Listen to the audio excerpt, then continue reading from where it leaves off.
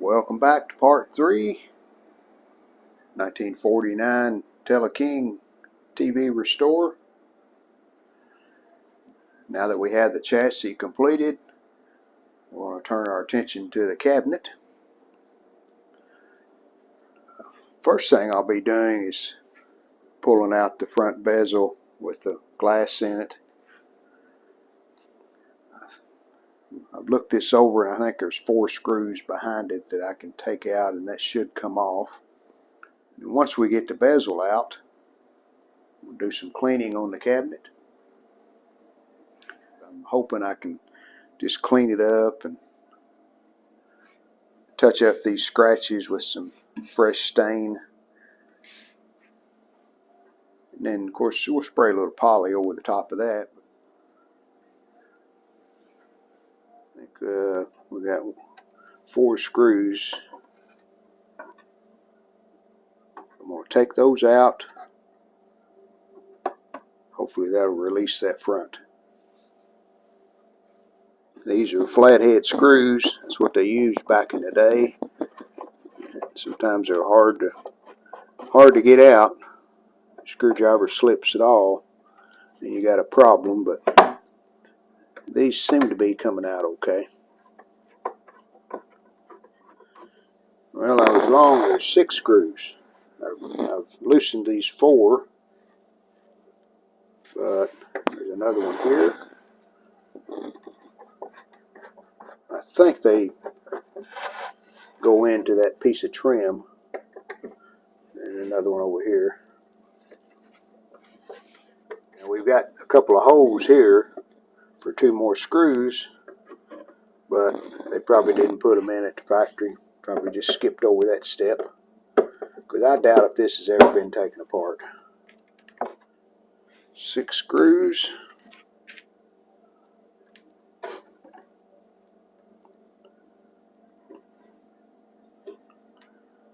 And that took it out.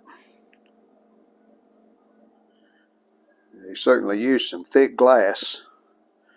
And I think if we look at that real close, I think that's 2 pieces of glass sandwiched together. But it's probably a 1/4 inch thick. Needs a little bit of cleaning. May have never been cleaned on the back side since the set was new. So next we'll take the speaker out. This speaker has number 10 nuts. Have this T-tool, I call it, from when we had the TV repair shop.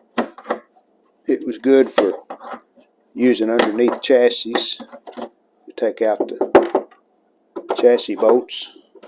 Or in X-Lite terms, it's a number 8, which is a 1/4 inch, and then number 10.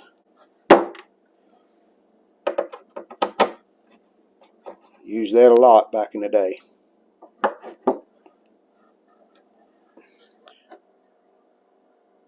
Speaker looks pretty good.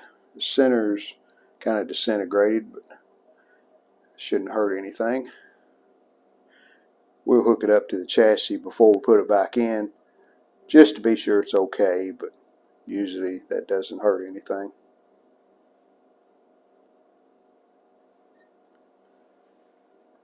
Look at the brand, Crosley, and I'd say that's, yep, February 1947.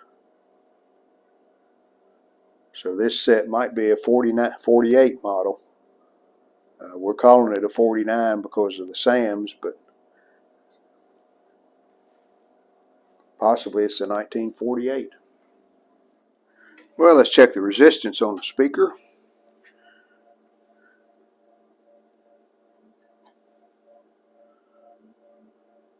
Looks like it's 4 ohms, basically, 3.9.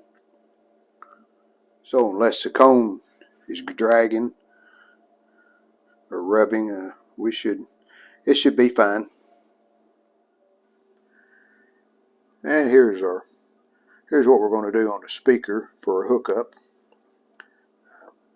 This is a phono jack, and we're just going to use some really stiff wire and mount it right like that. And then the phono plug that we have on the chassis, we'll plug into that.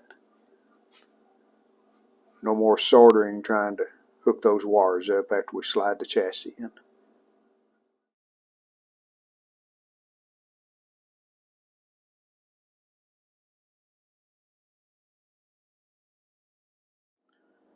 Now let's see if we can remove this TeleKing logo.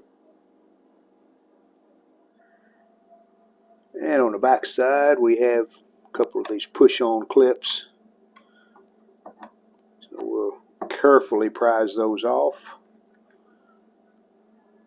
Now, I've found a secret to getting these off without breaking these pins. If you can prise them up slightly and then take a pair of pliers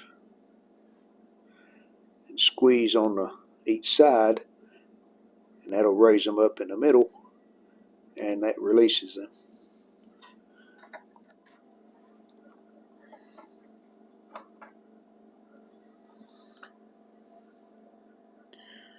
Alright, success, didn't break either pin.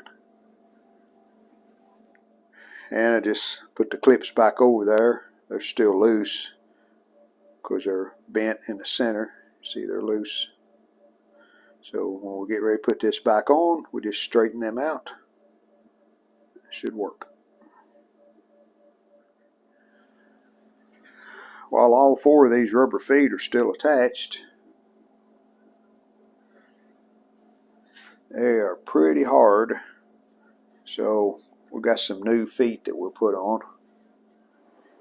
And we'll definitely hang on to these, even though they're hard like plastic instead of rubber. Might have to use them in a pinch sometime. Our first step is to clean the cabinet. And I've done a little area you can see the difference.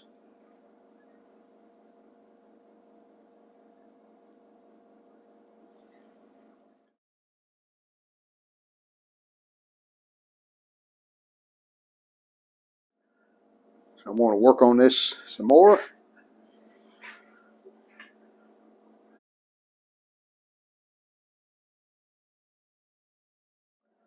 There, you can tell the difference.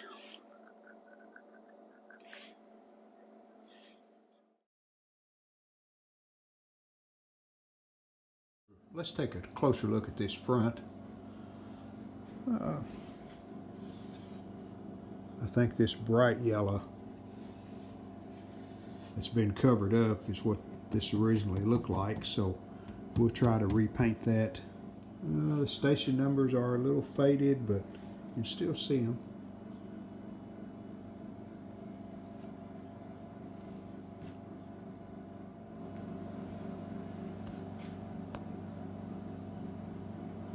Thought this one was interesting here. Of course, this is the off on volume control. We got an off and an on, and we got little arrows at the bottom here and one arrow at the top, and then one going left, one going right. Kind of interesting.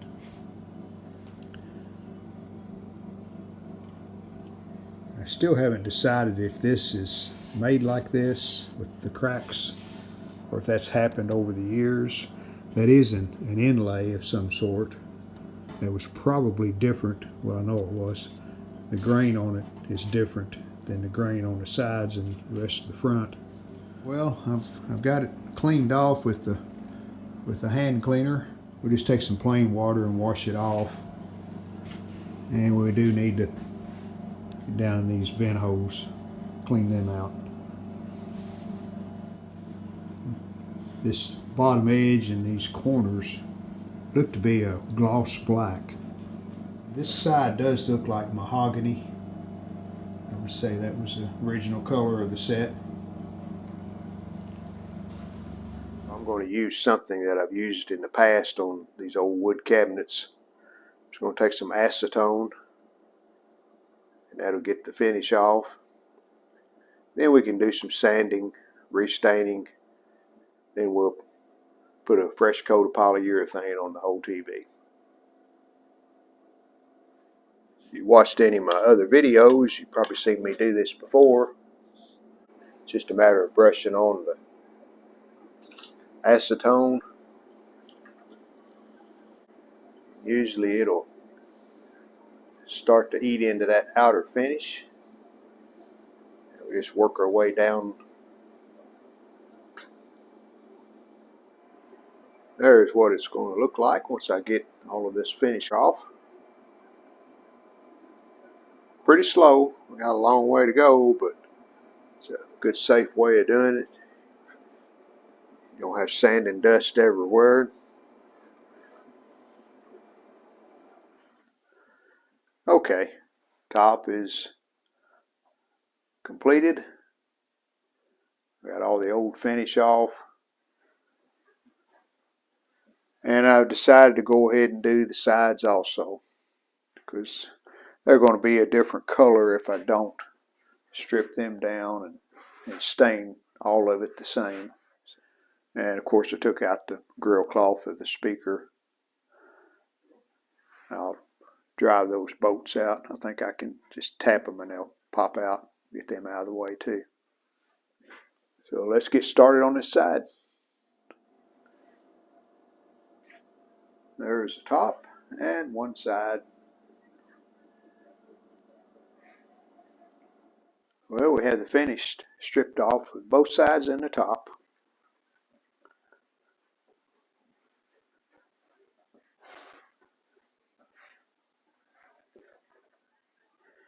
Not a bad looking cabinet when it's stripped down. These are really made plain because you can see here it's just an overlap joint from the top over the side.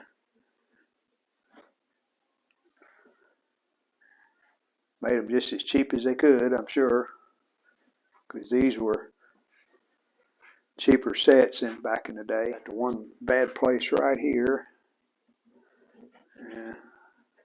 Probably can't do anything with that. That's gouged pretty deep.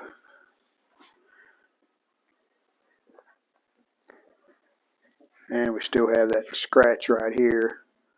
Mike could sand that out. I'm going to try. Well, I found these decals that I had made. This is Waterslide paper, and I printed them on just an inkjet printer. These would probably work. The only catch is we won't have these little arrows on the on and off volume, and we won't have channel numbers over here. To do these Waterslide decals, you need this Waterslide transfer paper, and I just used just a conventional word processing program on the computer. Take a picture of your old decals on the front of the TV or radio that you're working on. Then you can measure the size of the new decals by those and the color. And here's some that I'm finishing up for the TeleKing. And once you have everything on the page there that you need, the right color. See, I've got a border around all of these where they'll show up a little better. Then we just print them out.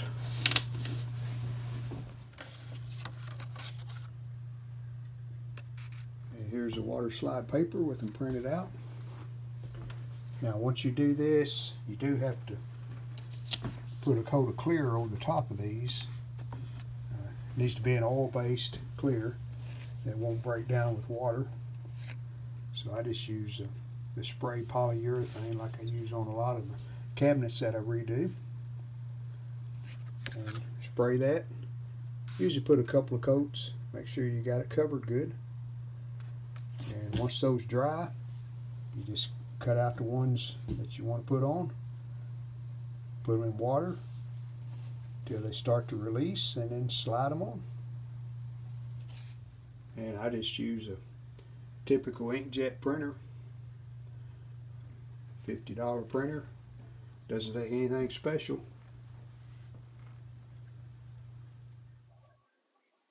And I printed two variations of the decals. They've both been sprayed with polyurethane, a couple of coats, so they're ready to cut out and put on. We'll just see which one looks the best. I did need to do some painting on the bezel, the surround,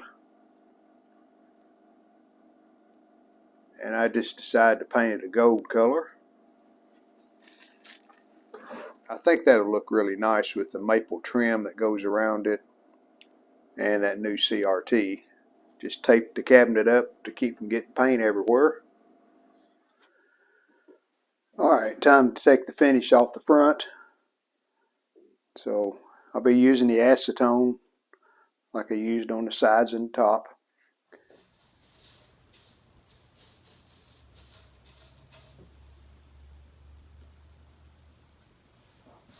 Just don't get in any hurry and just put on a little bit at a time with the brush, and you'll start to see the outer finish start to break down.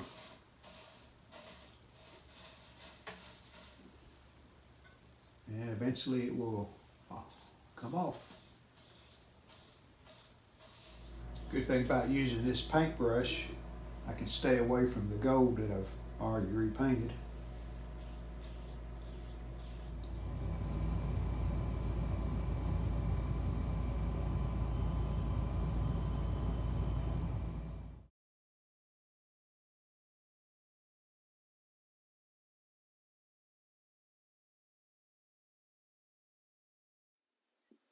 Well, I'm to a stopping point until I flip this over, but you can see I've got both sides all the way down,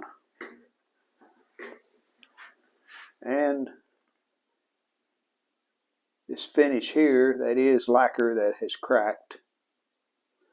Of course, here's what it looks like when you strip it off. It is a darker color. So, like just a little bit more right here.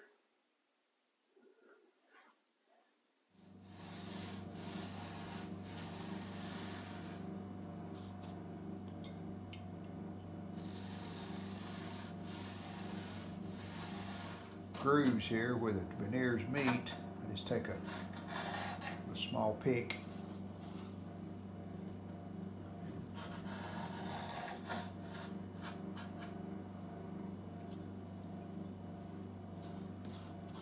I'm also going to try to remove all of this black that's been painted on around the edge. Just putting some acetone on it. That softens it up. And I can just scrape it off with a knife. Peels right off.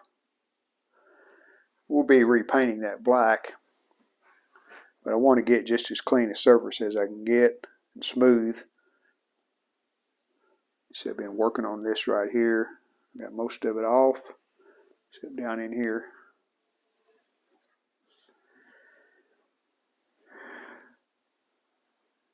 And we're ready for stain now.